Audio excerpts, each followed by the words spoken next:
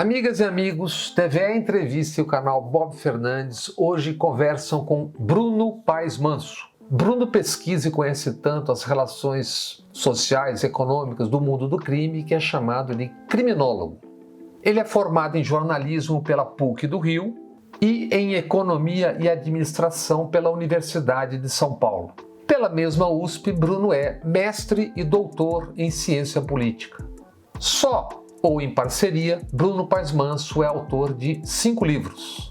O último deles, lançado em setembro de 2023, foi A Fé e o Fuzil: Crime e Religião no Brasil do século XXI. Bruno Paes Manso ganhou o prêmio Jabuti com o livro A República das Milícias, dos Esquadrões da Morte à Era Bolsonaro. Bruno Paes Manso, prazer te receber aqui no canal Bob Fernandes e também na TVE. Bob, prazer é meu estar conversando com você. Vamos começar pelo Rio, né? O Rio de Janeiro tem 5 governadores, ex-governadores que foram presos, também um ex-prefeito. O atual governador já tem testemunha que diz que ele recebia propina, tal. Eu não sei se o processo está andando, onde é que está parado, se não está parado, né? Você é jornalista, é doutor em ciência política. Você escreveu 5 livros, alguns como coautor, outros como autor. Como uma cidade, um estado chega a essa situação, ainda que não seja... Estamos começando só pelo Rio. Como se chega a isso? Eu acho que tem uma história aí que a gente precisa olhar com cuidado, né?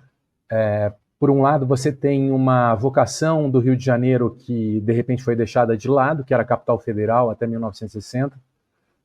A partir de 60, passa a ter que criar uma nova forma de institucionalidade.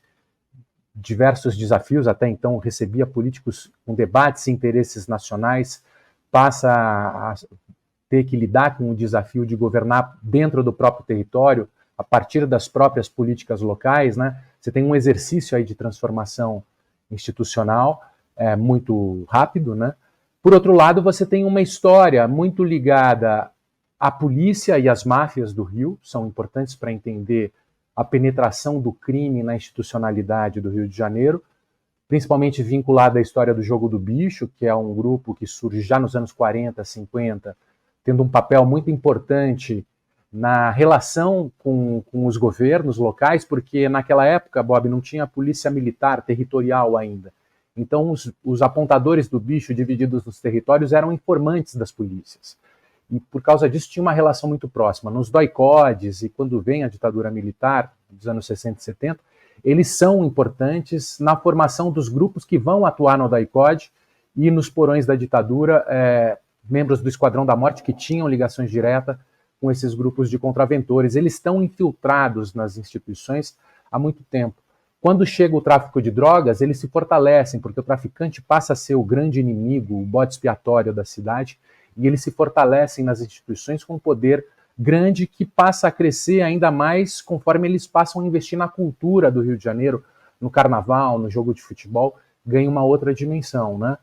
Isso vai acontecendo e se transformando a ponto de chegar nas milícias, que se tornam as principais quadrilhas em oposição inicialmente aos traficantes, mas depois convergem com o tráfico, a partir de controles de territórios armados, controle armados de territórios que influenciam em votos, influenciam na forma de ganhar dinheiro de maneira ilegal, uma série de atividades que geram uma nova elite econômica e política no Rio de Janeiro, né? Então, todas essas relações vai fragilizando a institucionalidade. A partir do momento que você tem as crises ligadas à Lava Jato e as crises políticas que o Brasil passa, governadores passam a ser presos, ligados a uma série de desmandos, e muitas vezes em parceria com esses grupos históricos que a gente está falando, a institucionalidade do Rio derrete, né? Ela se fragiliza e perde poder, perde legitimidade, né? E a gente vê o Estado passar a viver essa crise profunda, onde os poderes estão fortemente ligados aos territórios e ao número de fuzis que os seus novos mandatários exercem nos seus territórios e a capacidade de ganhar dinheiro com crime, né? há pouco, algo que, não sei se há grande semelhança, mas algo se iniciou ali há uns 20 anos, um pouco mais, na Baixada Fluminense. E aquilo foi evoluindo, ganhando essa conformação que você está descrevendo. Nós vimos há semanas algo acontecendo em Copacabana, que era jovens das quebradas ali de perto, assaltando em bando, e chamados boys, ou bandos de boys, também de classes médias, atacando logo em seguida. Não foi mais ou menos assim, com essa coisa do justiçamento pelas próprias mãos? Não foi assim que a coisa um pouco começou? Não é assim que você vai ocupando um território de uma outra forma?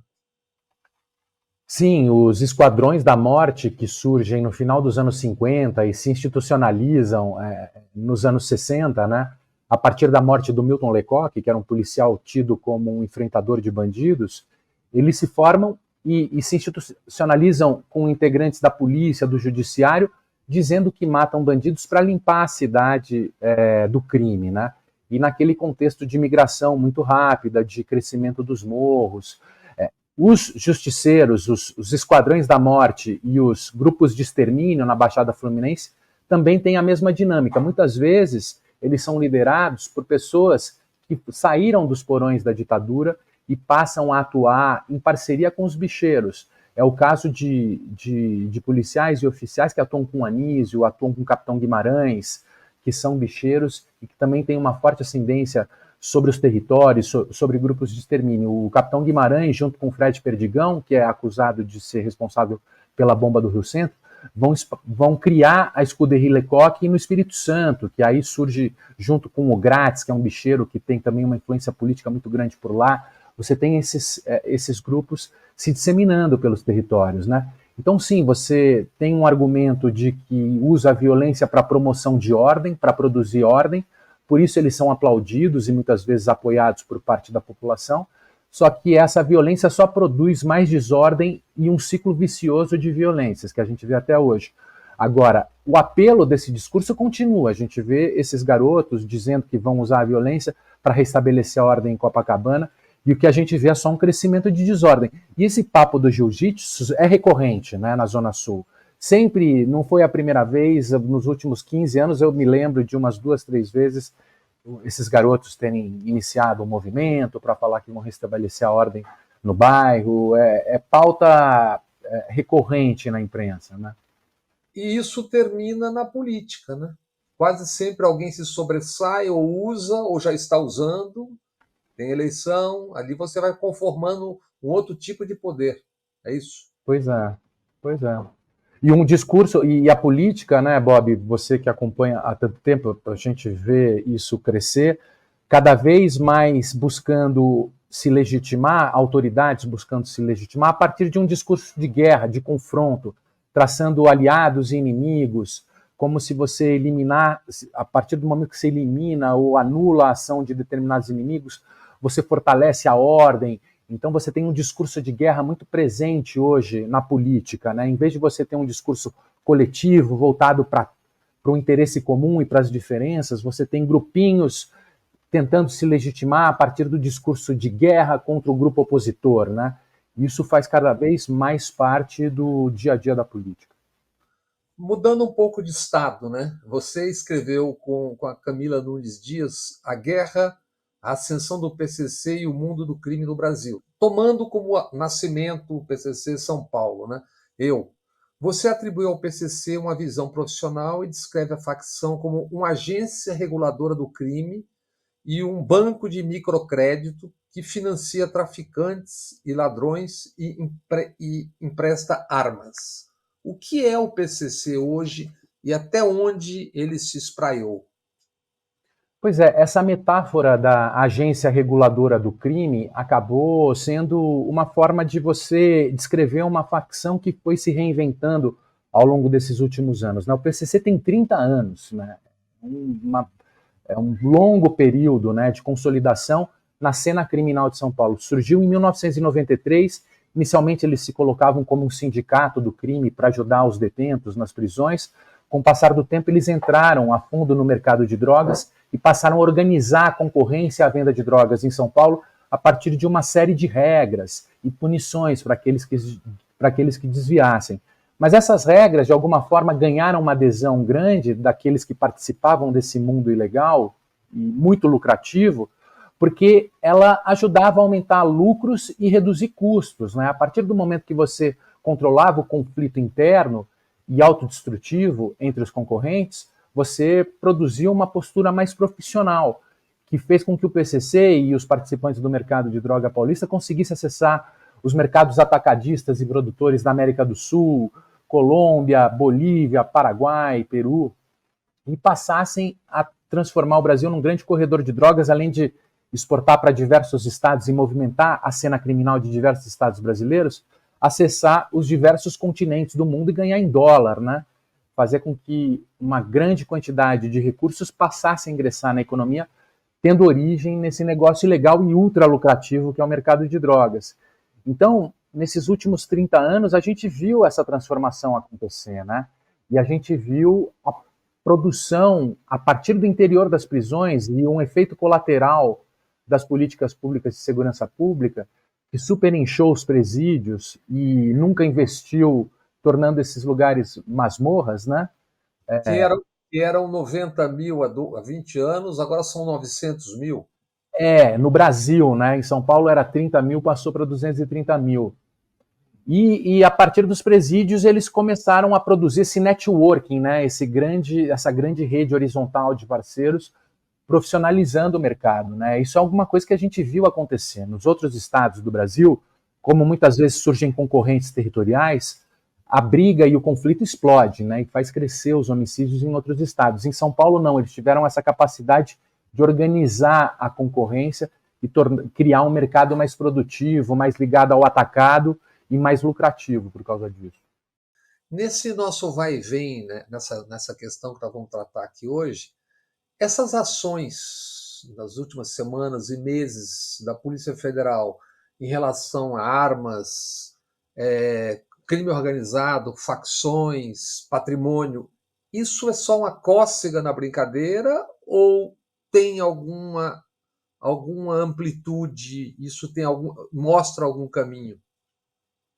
Eu acho que mostra um caminho, é uma tentativa de entender o funcionamento dessa indústria do crime para você agir de forma estratégica nas finanças, atacando economicamente esses grupos, suas fontes de recurso, no caso de armas e fuzis, que hoje estão cada vez mais presentes.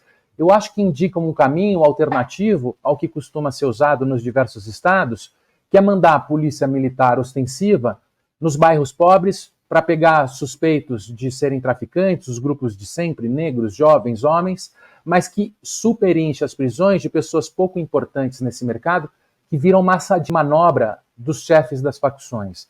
Então, pelo menos esse caminho das polícias federais atuando em grupos que vendem armas, tentando entender a forma deles ganharem dinheiro, lavarem dinheiro, as offshores, as lavagens e tudo mais, eu acho que é uma forma mais inteligente de lidar com isso. Só que acaba sendo, ao mesmo tempo, um enxugamento de gelo, porque esse mercado continua muito lucrativo por ser ilegal, e ao mesmo tempo as drogas continuam sendo consumidas no mundo inteiro, porque estão muito relacionadas com a cultura urbana da modernidade, né? Então são commodities que não entram em crise, né? Então, enquanto ele continua ilegal, ele continua atraindo pessoas para participarem e esses participantes continuam ganhando um lucro ostensivo por ser ilegal, né? Você conhece isso tão profundamente, eu te pergunto, e já está há tempos na estrada escrevendo sobre isso, estudando, né? Você consegue ver saída para essa situação que o Brasil vive hoje? Quer dizer, o que a gente vê é um aprofundamento a cada dia mais, inclusive uma decomposição da autoridade em níveis estratosféricos, em Copacabana, ou na torcida do Santos que quebra a Vila Belmiro e toca fogo. Isso é o país inteiro, né? Quais são as possibilidades disso ser enfrentado com eficácia, na sua opinião? Olha, eu acho que falta um discurso progressista e mais focado nesse problema. A gente viu problemas acontecendo na Bahia, no Ceará, que repetem modelos da direita, de uso excessivo da violência e de perda de controle das polícias. Eu acho, na minha modesta opinião, que pensando em pronto-socorro, pensando em medidas urgentes, eu acho que dois são os focos principais. Primeiro, a gente pensar nas taxas de homicídios como sintomas a partir do momento que você identifica elevadas taxas de homicídios nos territórios, a gente percebe que existem grupos armados liderados por tiranos que tentam ganhar dinheiro submetendo uma grande população aos seus interesses econômicos. Então, você reduzir as taxas de homicídios significa uma tentativa do Estado de libertar essas comunidades dessas tiranias armadas, que podem ser financiadas tanto pelo tráfico de drogas como pelas milícias. Então, fazer uma política de segurança pública focada na redução de homicídios, eu acho que é um começo. Isso já foi feito em alguns lugares com bons resultados. Então, vamos dizer que em um bairro você tem muitos homicídios acontecendo acima da média local. Em São Paulo, no Rio de Janeiro, com as UPPs, de forma parcial, apesar de não ser autossustentável, não é uma política muito cara, mas você tem formas parciais de lidar com isso, que é o seguinte: São Paulo tinha Operação Saturação. Você coloca forças policiais nesses bairros muito violentos e faz com que o tráfico quebre economicamente, porque com a presença ostensiva da polícia, você fica 2 meses sem conseguir vender drogas e perde o seu movimento.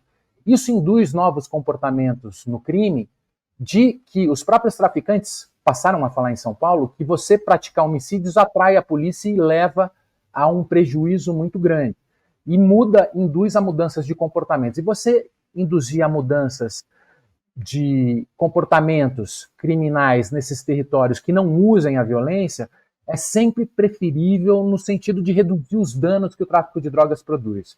Então, em primeiro lugar, induzir pelas taxas de homicídios a redução dos homicídios por esse tipo de política de segurança pública que comunica aos traficantes qual é o tipo de tráfico que você não tolera e qual é o que você vai tolerar com mais tranquilidade. Um tráfico não violento é mais tolerável do que um tráfico que promove assassinatos para subjugar a população local. Outro aspecto importante e relevante é o controle da letalidade policial. Hoje são mais de 6.000 a 5 anos seguidos de homicídios praticados pela polícia, e a gente vê que a alta taxa de letalidade muitas vezes é um indicador do descontrole da polícia nos estados. Quanto maior a letalidade de uma polícia, mais descontrolada ela é.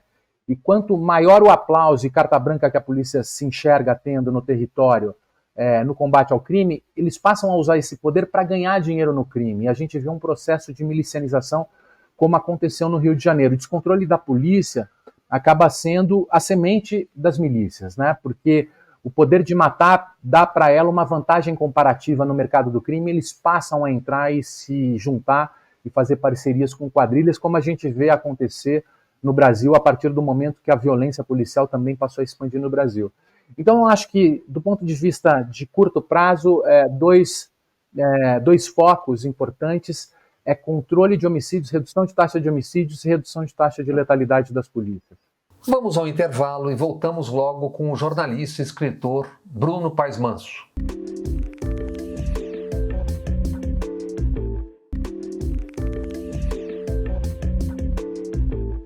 Teve a entrevista hoje conversando com o jornalista e escritor Bruno Paes Manso, autor de A Fé e o Fuzil, Crime e Religião no Brasil do século XXI. E aí nessa argumentação tem 2 substratos aí, chamemos, né? Um é o que fazer com certas porções das polícias, como, aspas, modernizá-las, ou chamemos como queiram, né? E outra é o que fazer com o não fazer de conta que não existe droga e que as pessoas não vão consumir droga. Pois eu acho que, primeiro, ter o debate político, né? Esse é o grande desafio, né? Como é que a gente vai convencer, como é que a gente vai mostrar para os políticos que a gente tem um interesse comum, que é a promoção de ordem e previsibilidade no Brasil, que está numa situação muito controlada, e ao mesmo tempo mostrar que essa guerra às drogas e que a aposta na violência para combater o crime vem produzindo desordem e promovendo mais violência, como a gente pode constatar nos últimos 40 anos. Então, pensar em medidas alternativas, porque muitas vezes a direita pede, diante do crescimento da desordem, ela pede que seja dobrado o remédio veneno que está nos matando, né? E a gente tem que convencer que é o momento de terapias alternativas.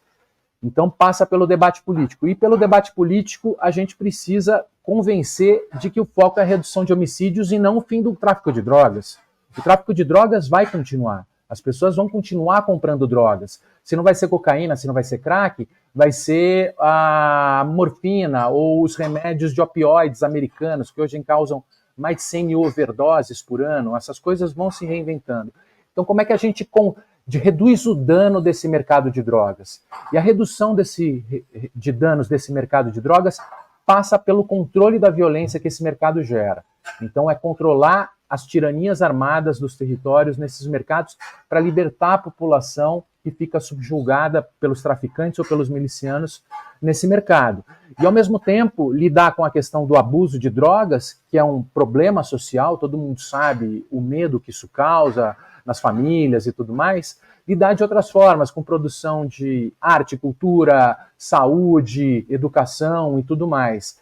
É um debate difícil, a gente vem tentando travar, mas é tentar encontrar a forma de argumentar para convencer o máximo de pessoas e ter apoio político para essas ações, né?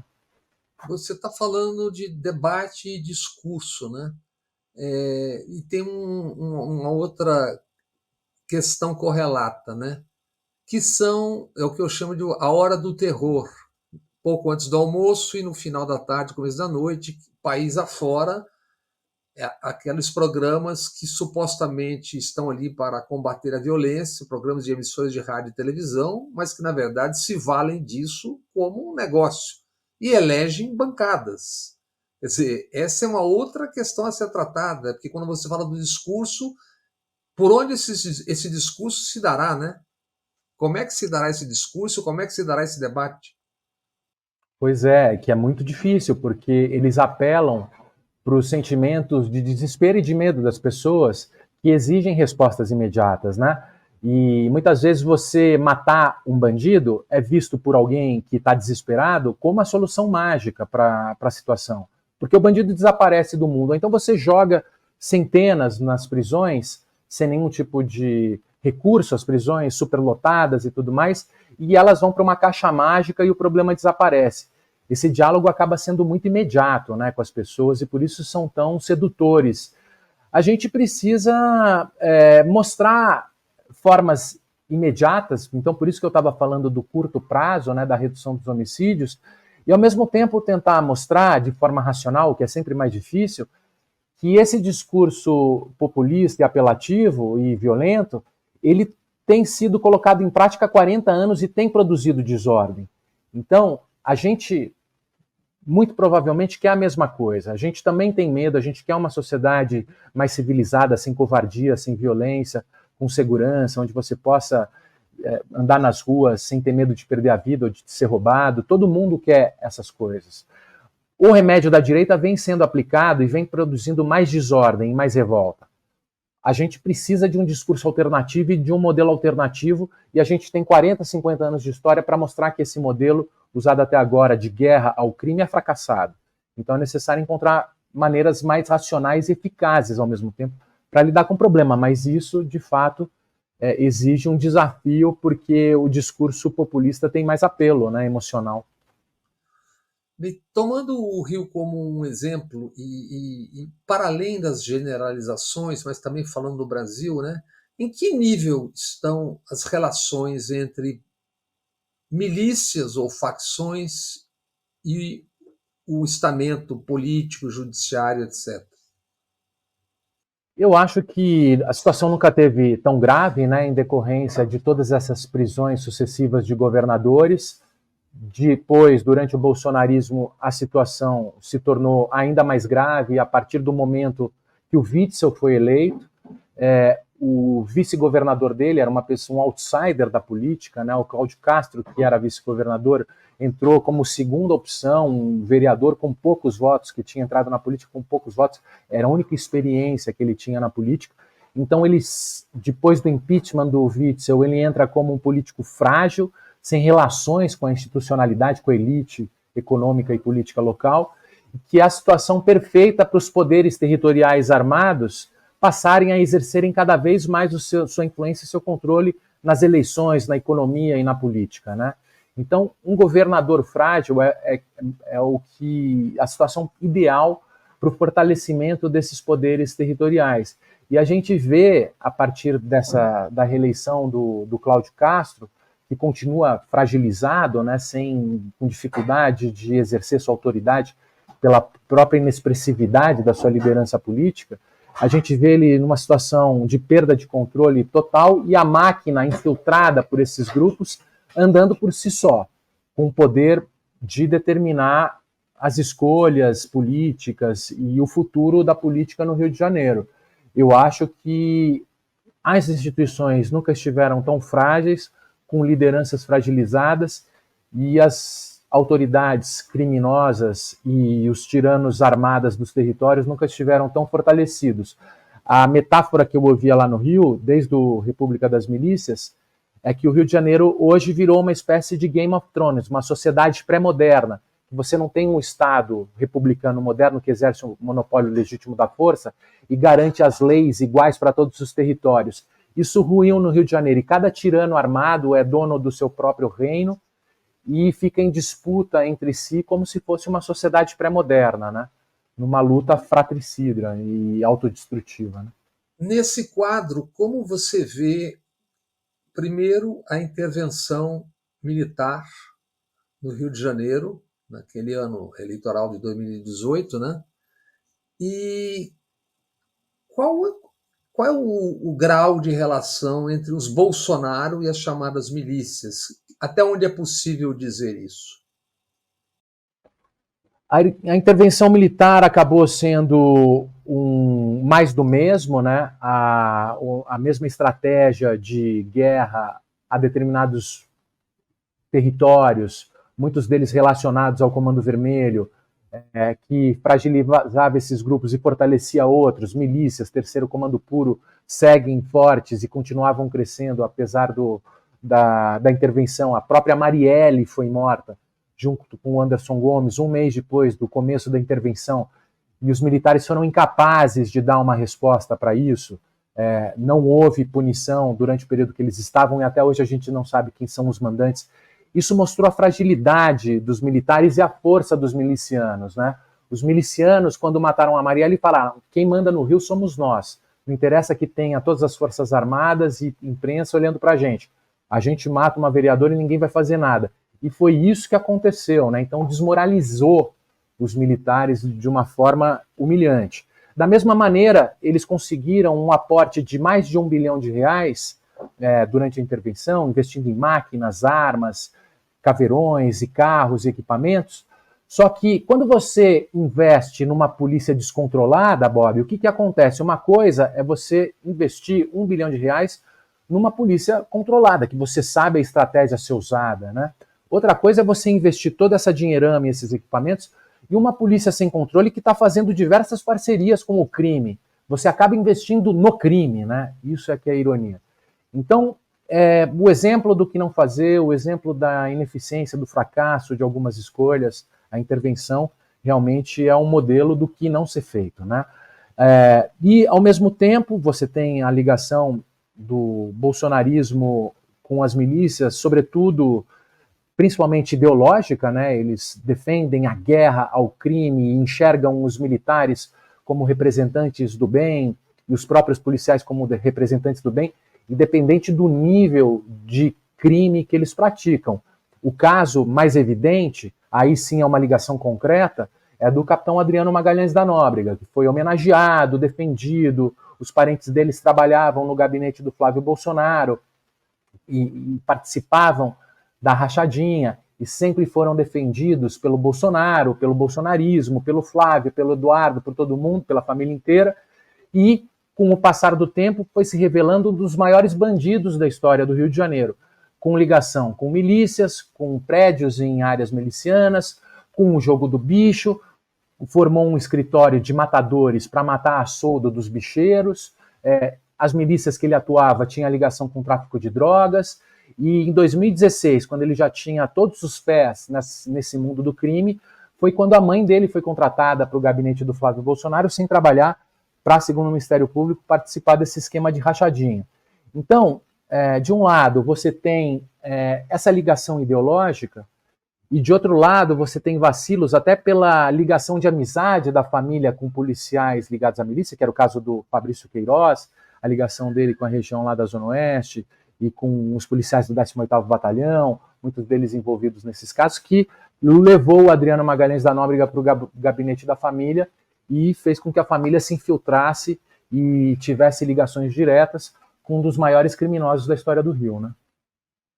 Você, na primeira conversa, na primeira resposta sua, você tocou de uma maneira bastante profunda até na formação da coisa criminosa no Rio, né? Eu pergunto se é possível detectar na formação cultural, de uma maneira mais ampla essa palavra, né? O que na cultura, não quero ser específico em relação ao Rio, mas falando do Rio, o que naquela cultura permite que isso chegue nesse nível que chegou e está chegando? Olha, Bob, é uma coisa que eu tenho pensado a respeito e até eu escrevi 2 artigos no Jornal da USP problematizando esse tema, mas uma coisa que eu acho interessante, por exemplo, pensar, primeiro é o papel do jogo do bicho na forma como eles entram nas instituições policiais e no papel do jogo numa sociedade pobre e injusta como a carioca e como a brasileira. Então você pensa, o jogo, diferente do tráfico de drogas, é um tipo de crime conservador, porque ele permite às pessoas que vivem na pobreza e na miséria numa sociedade injusta, a partir do momento que elas fazem a fezinha diária no bicho, ter esperança de vencer no sistema. Então, apesar do sistema ser cruel e injusto, a partir do jogo você compra e renova a esperança de, pelo dinheiro, de acertar na cabeça e etc., você vencer e sobreviver a esse sistema onde é necessário ter dinheiro, né? Esses bicheiros, eles continuam tendo essa influência longeva nos últimos 50 anos, se tornando uma máfia importante, financiando polícias, e passam a investir no jogo, nos desfiles de escola de samba, outro produto de exportação que tem muito a ver com a cultura do Rio.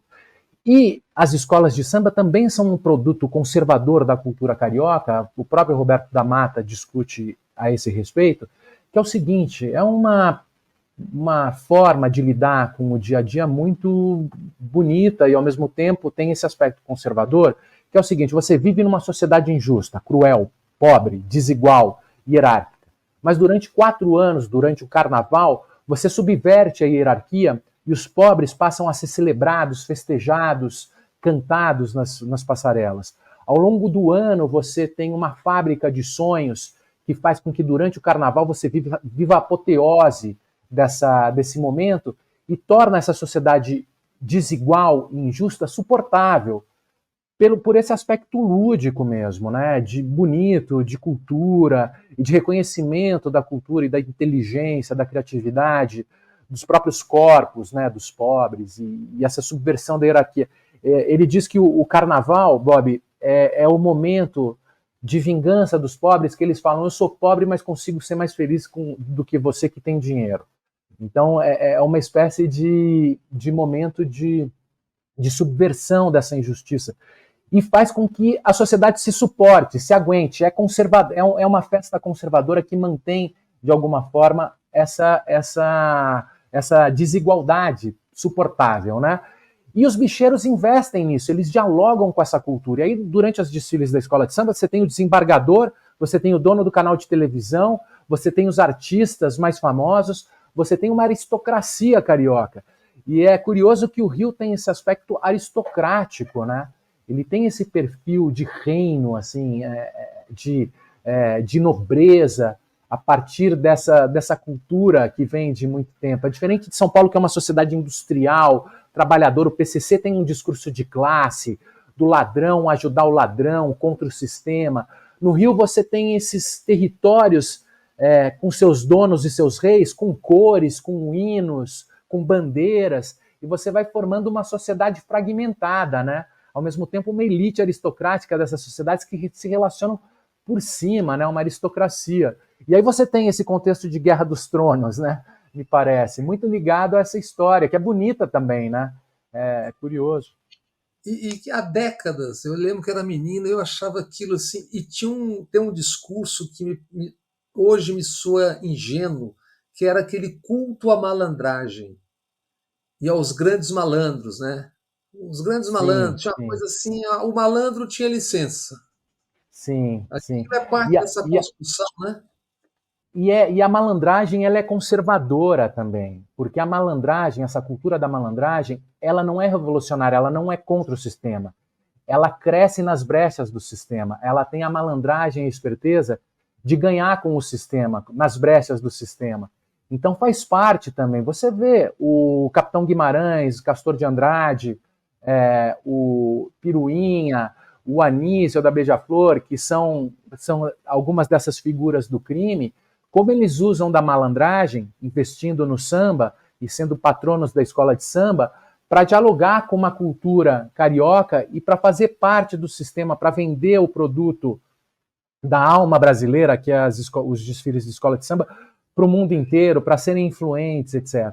Então, é uma forma de não bater de frente com o sistema, mas de usar a malandragem para ganhar com o sistema, né? Então é curioso como também a malandragem é uma forma conservadora de lidar, mas a coisa vai fugindo do controle, como a gente vê agora. A institucionalidade vai sendo corroída por dentro e esses grupos vão tomando o Estado para defender seus interesses criminosos e financeiros e políticos, né? Uma rápida parada e já voltamos com Bruno Paes Manso.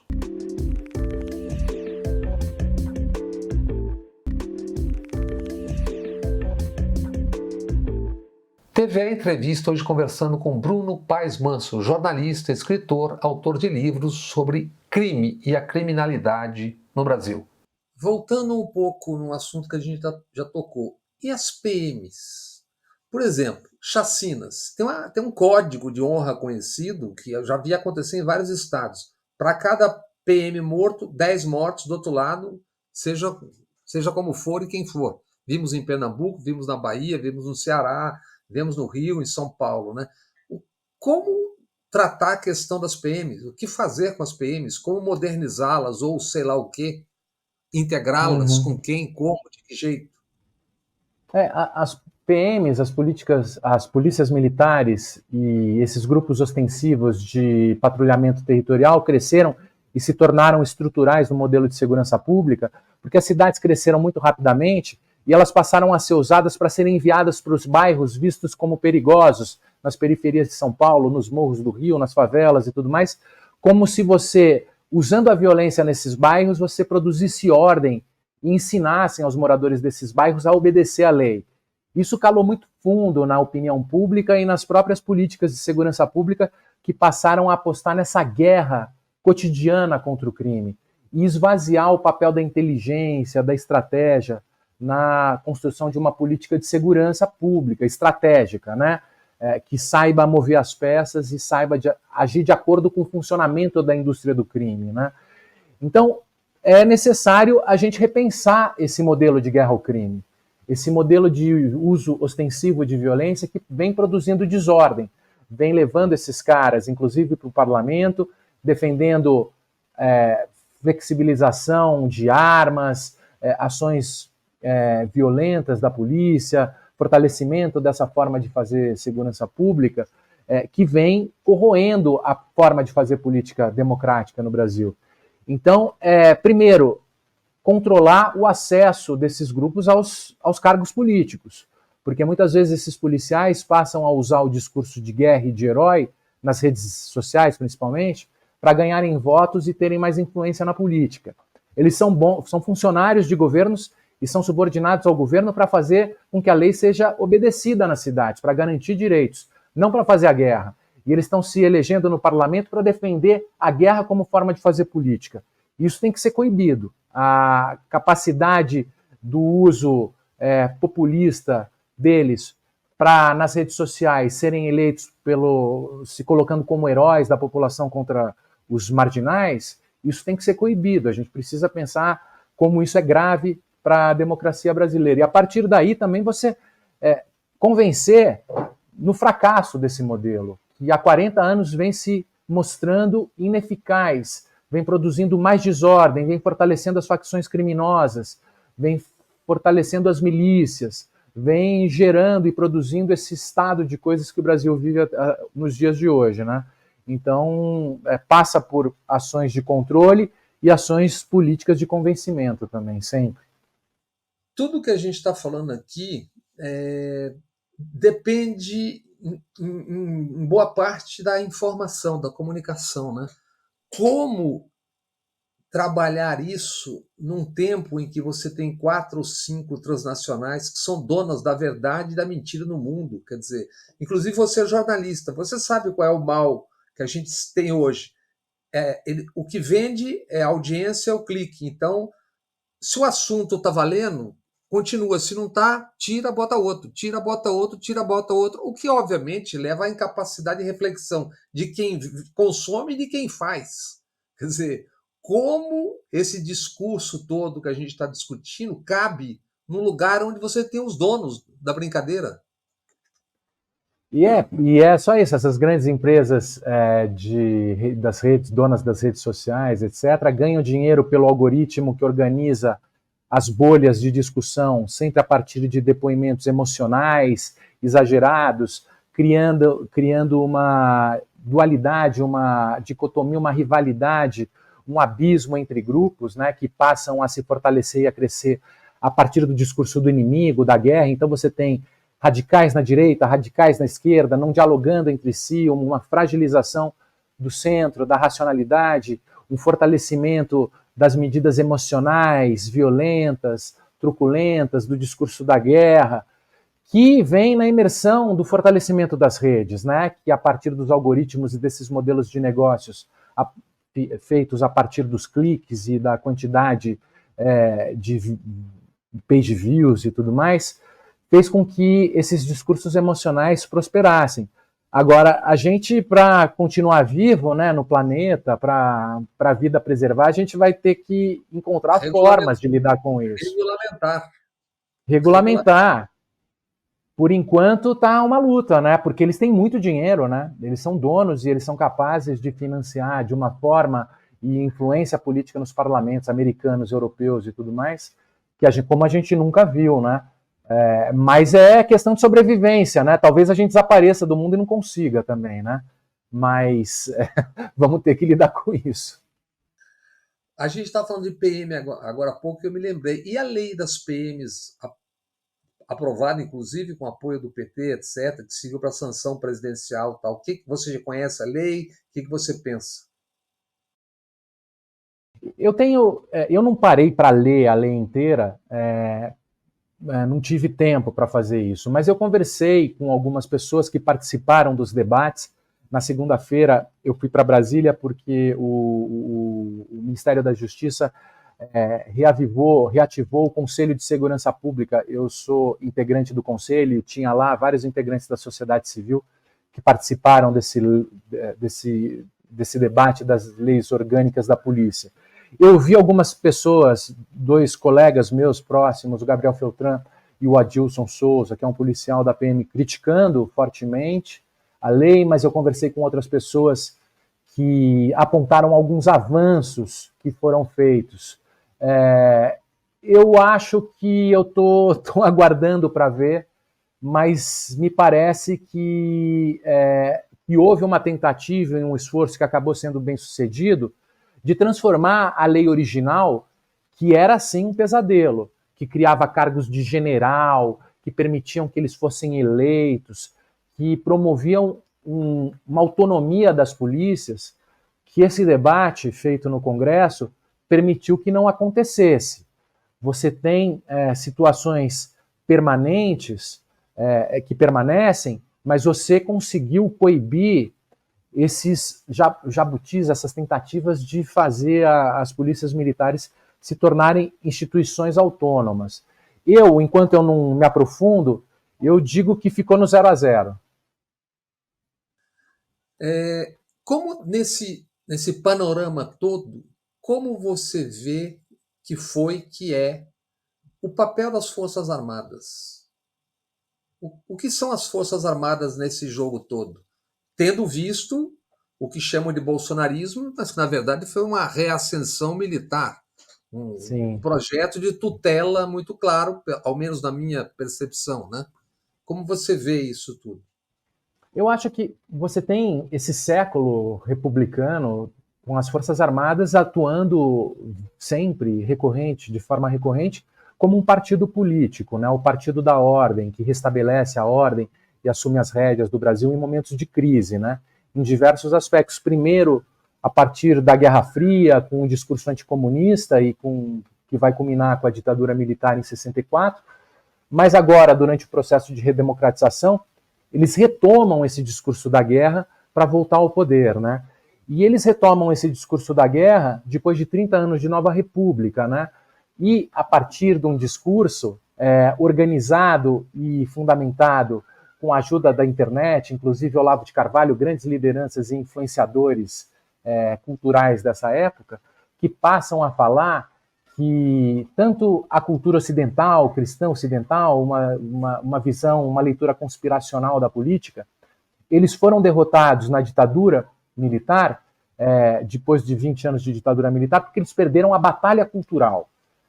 Os comunistas venceram a batalha cultural, conseguindo colocar em lugares estratégicos esquerdistas, comunistas nas escolas, nas universidades, nos jornais, nos meios de comunicação, e eles precisavam vencer a batalha cultural novamente agora. Com a Dilma Rousseff fazendo a Lei da Verdade, era o ápice dessa crise, né?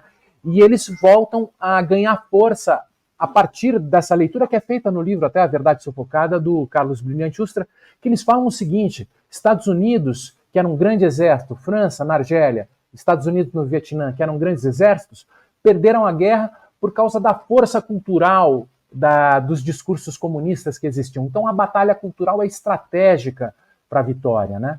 E os militares passam a rearticular com a crise política e com a possibilidade de você voltar a ter um discurso de guerra para reacender na política a partir do momento que a nova república entrava em crise.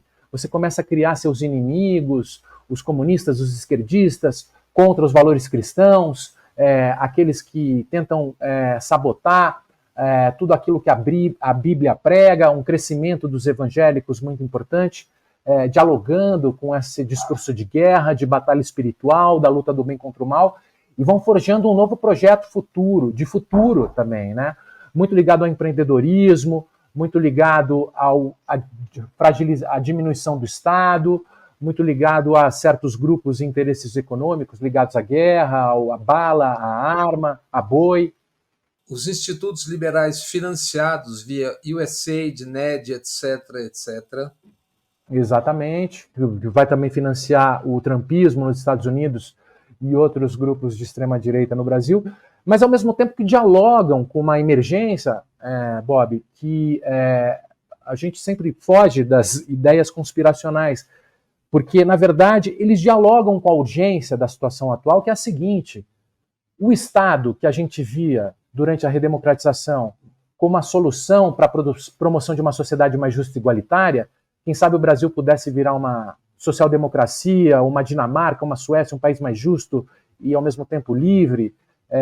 Essa era uma utopia da discussão política. Isso se fragiliza, os Estados passam a ser vistos como incapazes de lidar com esses desafios, e o mercado se torna a grande instituição das cidades, a grande instituição moderna. Se você não tem dinheiro, você não tem oxigênio, você não vive, você não respira sem dinheiro. Então, a força desses discursos de guerra, de uma luta darwinista para ganhar dinheiro, para ter seus networkings, para fazer empreendimentos que sejam criminais, para sobreviver ao mercado, ela passa a ganhar adesão e passam a ser visto como única forma de você sobreviver nesse ambiente. Você deixa de ter um projeto de futuro, como as esquerdas tinham, uma sociedade planejada, uma proposta de uma nova sociedade, para pensar no presente, sobrevivência no presente. E sobrevivência no presente implica vencer no mercado, vencer e ter poder e ter dinheiro e ter arma. Pé e fuzil, né? Como é esse último livro. É aí que eu queria chegar. Primeiro você fala do mercado, que é engraçado. Você ouve um telejornal, uma rádio, parece que é uma entidade, o mercado, é uma coisa ali onipresente, invisível e que determina os rumos de tudo, né? Mas você falou eu queria até falar disso, que em setembro você lançou o livro A Fé e o Fuzil, Crime e Religião no Brasil no século XXI. Que mistura explosiva é essa, já que você estava falando há pouco exatamente de batalha cultural? E batalha espiritual também, né? Agora que dialoga com o tema da batalha espiritual das igrejas pentecostais e evangélicas. Mas assim, eu tomei todo o cuidado de não estigmatizar as igrejas pentecostais, que eu pesquiso há 20 anos, né? Porque quando eu passei a investigar homicidas, entrevistar homicidas e falar sobre violência, era necessário, muitas vezes, para ter essas entrevistas muito delicadas de fazer, eu acabava entrevistando ex-bandidos, ex-homicidas, ex-traficantes que tinham se convertido e podiam falar sobre o passado no crime, porque era até um testemunho da vida pregressa dele, que dimensionava o tamanho do milagre de Deus no momento que eles se convertiam. Então as igrejas, elas, para mim, sempre foram surpreendentes a capacidade de servirem como uma porta de saída para essas carreiras criminosas e para mudanças de identidade que permitissem que esses caras construíssem uma nova vida a partir de uma nova crença. Isso, de alguma forma, é o que vigora na cena religiosa das periferias, né? O desafio de você recriar identidades a partir de novas crenças para controlar esses homens, que são muito violentos dentro de casa, nas ruas e tudo mais. Mas o que começou a acontecer é que esses caras, a partir do crescimento da religiosidade pentecostal e da força desse discurso e da multiplicação das igrejas, passaram a usar esse discurso religioso para produzir poder e legitimar suas autoridades nos territórios e na política nacional. Isso eu vi a partir do República das Milícias, quando eu entrei em contato com a história do Complexo de Israel, que é um conjunto de 5 favelas em que o traficante, pastor, passa a ganhar território. Traficante, né? Passa a ganhar territórios a partir do discurso religioso. O Fernandinho Guarabu, a mesma coisa no Morro do Dendê. Então você vê o discurso religioso sendo usado para domínio público, para produção de autoridade, para construção política, e com o bolsonarismo, que da mesma forma vem muito potencializado por esse discurso religioso da luta do bem contra o mal, da conversão do máximo de pessoas para os valores bíblicos, porque o mundo está na iminência de acabar, na iminência do fim, e quando ele acabar, os evangélicos têm o desafio de converter o máximo de pessoas aos valores bíblicos e cristãos, junto a Jesus Cristo, e você tem esse discurso da batalha espiritual emergente, urgente, sendo feita, e o Bolsonaro como representante e liderança desse grande exército do bem, né, na luta contra o mal, que passa a ser pintado como comunistas, feministas, defensores da ideologia de gênero, socialistas e tudo mais. E aí você tem a religião tendo esse apelo muito forte para a produção de liderança, de propósito, de projeto de futuro, como a gente nunca tinha visto, né? Olha, uma última pergunta, porque infelizmente estamos chegando ao fim, né? Diante disso tudo que você falou e dessa fragilização óbvia, evidente, da coisa da segurança no país, de territórios ocupados, tal, você não vê nessa reconfiguração geopolítica, agora mesmo há pouco com problemas na fronteira, Venezuela, Guiana, tal, não se sabe onde vai dar essa reconfiguração. Você não vê no médio e longo prazo riscos para um país que tem territórios ocupados por crime organizado em relação a conexões externas eventuais, como já se viu N vezes mundo afora, em outras situações? Sem dúvida, sem dúvida. A segurança pública, ela deixou de ser um problema restrito à criminalidade, ela passou a ser um problema político. Quanto mais forte nesses territórios é a força desses grupos, econômica e armada desses grupos, mais frágil é o Estado, né? Porque o Estado deveria exercer um monopólio legítimo da força para garantir um contrato coletivo que permitisse que as pessoas tivessem mais conexões, mais laços de solidariedade, um projeto coletivo, que o Brasil crescesse coletivamente enquanto nação a partir desse Estado moderno que garante direitos iguais e leis iguais para todo mundo no território.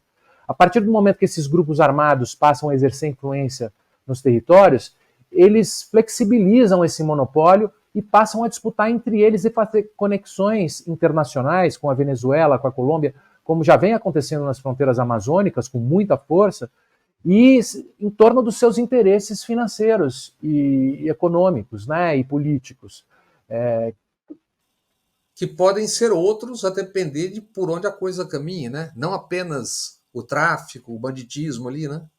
Com certeza são outros, né? Então são riscos que estão surgindo, são riscos novos, são novos desafios políticos, muitas vezes ligados ao próprio crime ambiental, a situação onde o crime ambiental é muito forte, passa a se conectar com o dinheiro do tráfico, com a estrutura do tráfico, as pistas, os aviões, a lavagem de dinheiro via ouro, as coisas começam a se juntar numa fronteira importante, que é a fronteira amazônica, com discursos de desenvolvimento naquele lugar, que se conecta com discursos de outros países, colocando uma nova situação geopolítica muito mais desafiadora e nova, né? Bruno, muitíssimo obrigado por essa conversa tão fundamental para que se compreenda o Brasil de uma maneira mais profunda. E eu que agradeço, Bob, talvez um pouco pessimista demais, né? Mas quem sabe, não sei se isso é bom ou é ruim. As coisas são como são. Não adianta, né? Não adianta Dourar a a gente pílula. fazer de conta que não viu. Um abração, querido. Obrigado. Um abração.